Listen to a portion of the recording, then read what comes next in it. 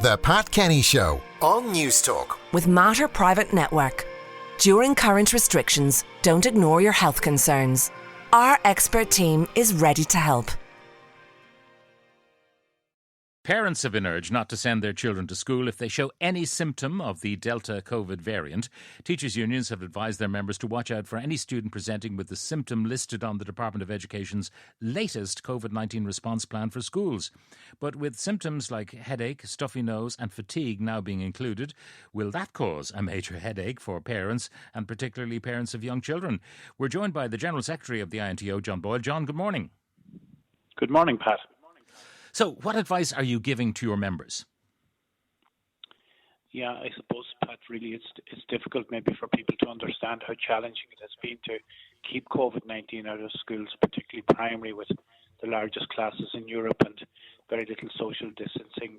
Children aren't vaccinated, don't wear masks. But we have been successful. We were open for 150 days last year. But there were a lot of cases, 100,000 plus cases, where children and staff were tested being close contacts. You see, every one of those then could have missed up to 2 weeks of school.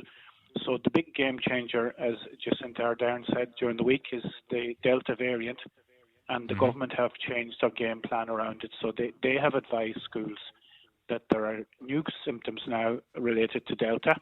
There are common symptoms and uncommon, and your programme is focusing, I think, on the uncommon, the sore throat, the headache, the runny, stuffy noses, feeling sick or vomiting, diarrhea, and so on.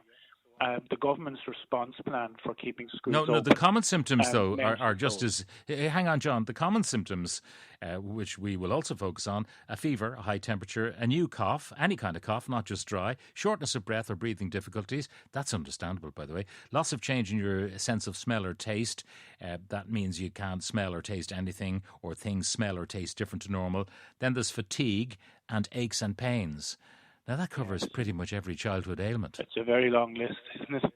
And I suppose when parents are weighing up maybe for their children in the morning, if the children is feeling unwell, the advice is that they should restrict their movement and contact the GP if they have any of those common or uncommon symptoms. And I suppose the weighing up, and we found last year that parents made these judgments for their children.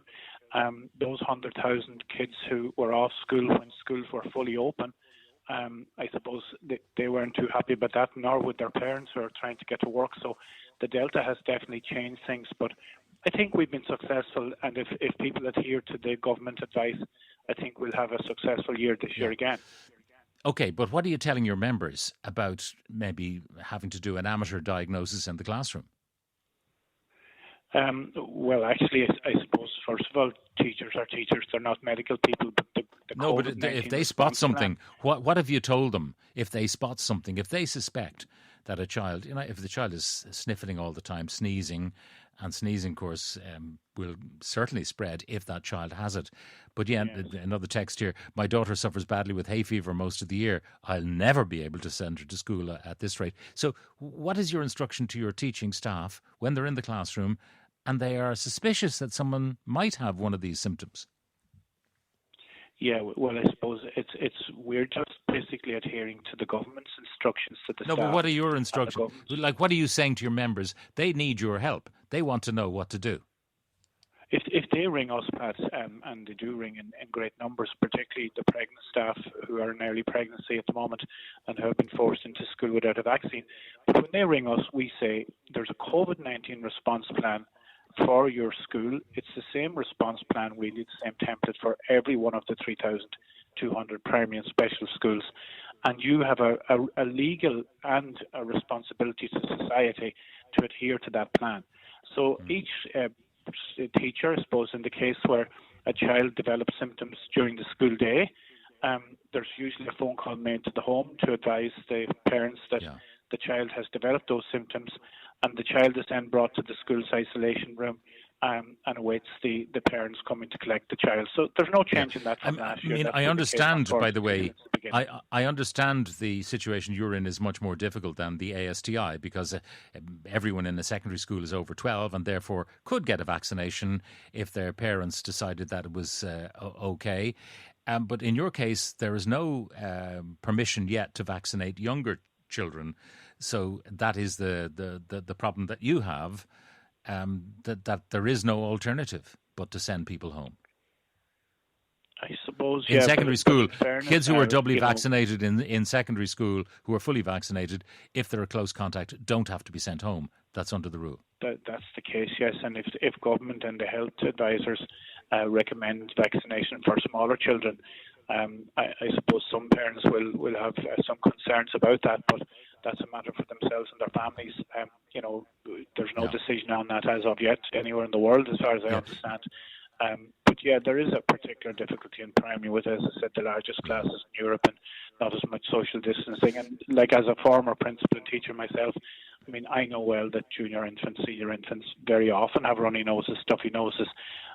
So I don't think the government plan is intended to force children to miss school. In fact, it's actually intended to ensure that schools remain open. And last year, only 18 schools actually had to close in the whole country, the full school.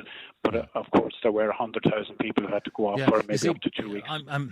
I'm just a bit worried about parents who know their child, know that, Mary or Johnny always has a runny nose because of hay fever or whatever, and then they're sent home from school and the parents saying, oh my God, here we go again. This child just has hay fever. Anyway, that'll have to be worked out. The one final thing is about pregnancy. I think in that case, the doctor will decide, though, Pat, the GP. Yeah.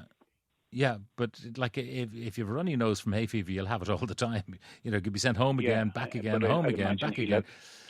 Yeah. What about pregnancy? Because NIAC have given the go-ahead at any stage in pregnancy to get vaccinated. Yeah, well, again, that has been a game changer, because it means now that every one of our members who were discriminated against and forced into schools, the only people forced into schools unvaccinated were pregnant staff. So now they'll have a vaccine by the first week of October. They'll have that option available to them. So we're still calling on Minister Foley to relent and to allow that small group of vulnerable workers to remain working remotely for only 1 month of the school year. And I sincerely hope nothing goes wrong. And if the Minister were to, at this late stage, make that change, it would bring great relief to those members. I think people, maybe retail workers who are pregnant, who sat at the till behind a screen and so on for months, they might think, well, what are the teachers on about? They can get vaccinated now. Why should they be special? But as you say, 30 young people, 30 young kids with sniffles. All workers who are in early stages of pregnancy should not be forced into dangerous situations while unvaccinated. That's our view. We support other unions who have that view. There is a difference between an overcrowded classroom where you're in 5 or 6 hours for the full day with very little ventilation than some other workplaces. But I have to say, it's been a great disappointment to us that government didn't show compassion and care to this small group of workers.